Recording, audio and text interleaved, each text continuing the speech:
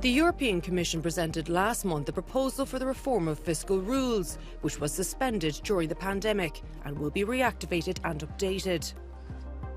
What are the reasons for this reform, and how can we reduce public debt while making necessary investments, particularly for the digital and green transition? I went to Brussels and Italy to address these questions.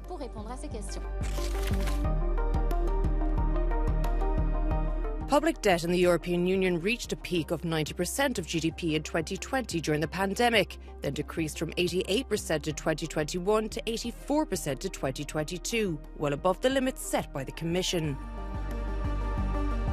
So what is the European Commission's reform proposal, and what are the main changes? Here is our crash course.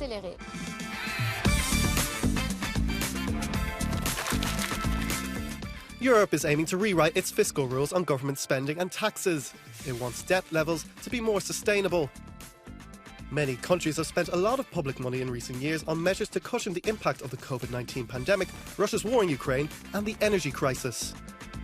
Now it's time to put public finances back in order. That means reducing public deficits to below 3% of GDP and public debt to below 60% of GDP, in accordance with the EU treaties. The Commission's proposal aims to give EU countries more control over how they meet these goals. But they will have to adjust their budgets by a minimum of 0.5% of GDP every year until they reach 3%. 14 countries are expected to be outside the 3% limit in 2023, among them Italy, France, Romania, Spain and Malta.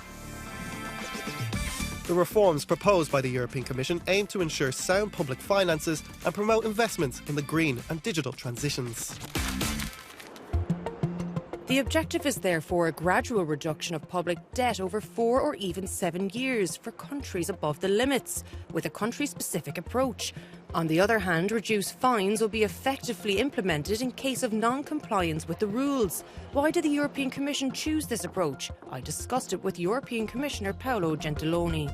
Overall, the unrealistic dimension and the excessive complexity brought to the result that the rules were not really implemented. And for the European Union to have fiscal rules that are only on paper is not acceptable. And why is this the best approach? Each member state will decide its own fiscal path for 4 or 7 years to come. That being your decision, if you significantly deviate from your own decision, the Commission is allowed to enforce these decisions, and also to decide on enforcement is clearly justified.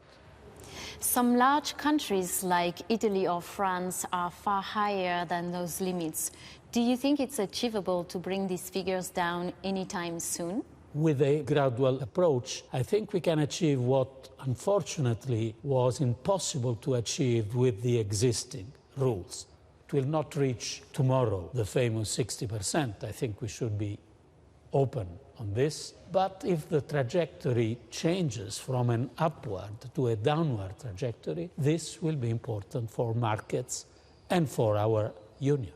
But we have also to incentivize growth, to support our system, which is a system based on welfare, and also to address the enormous amount of investments that are needed if we are serious with our discourses on the green and the digital transitions. We need common support to investment, and this is the lesson of Next Generation EU.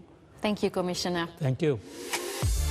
An example of these public investments can be found in Italy, in the city of Bologna, where the supercomputer Leonardo is preparing to unleash its considerable power.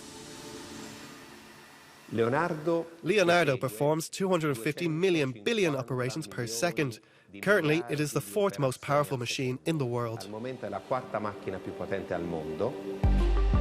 Hosted by the Cineca Consortium, Leonardo was created thanks to joint funding of €240 million, distributed between the Italian Ministry of Universities and Research and the European Public-Private Initiative EuroHPC.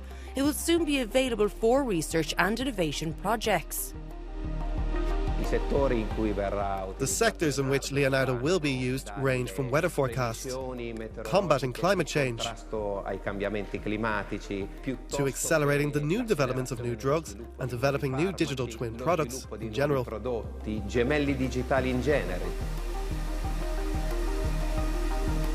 Even though Italy's public debt is already twice the threshold of budgetary rules, this investment aims to boost the competitiveness of Italian and European research and industry.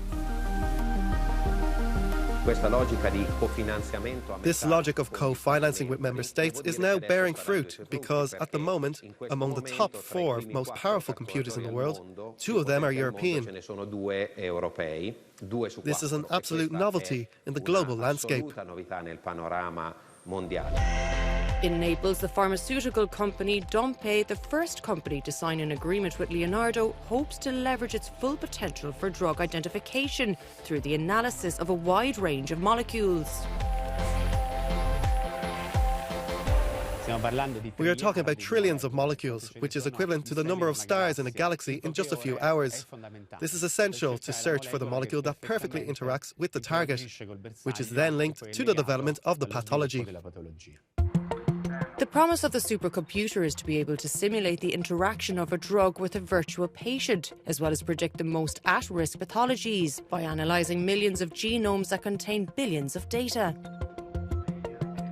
With the advent of new technologies, artificial intelligence, it is crucial to maintain the highest level of advanced research possible.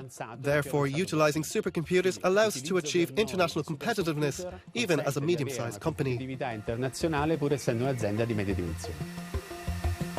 Public investments such as Leonardo are considered crucial for Europe's medium and long-term competitiveness. Back in Brussels, economist Jérôme Zettermeier emphasises that the need for transparency and equal treatment in the debt reduction process should not hinder supporting the growth of each country. The fundamental idea behind this reform is to start and look at the circumstances of each country. The problem is that then whoever exercises the discretion in looking at those circumstances has a lot of power that can be abused, and the concern is, by some member states, that the Commission might abuse it, or whoever has political influence on the Commission at the time. Under the Commission's new proposal, there is this so-called safeguard that says no matter what happens, at the end of those 4 years, debt needs to be lower than at the beginning. So that rules out a transitory investment push, and probably that should be renegotiated. Other than that, I think the Commission proposal hangs together. In any case, the reform will be discussed at the European Parliament and by the member states of the Council, so that specific plans for each country can be developed in 2024.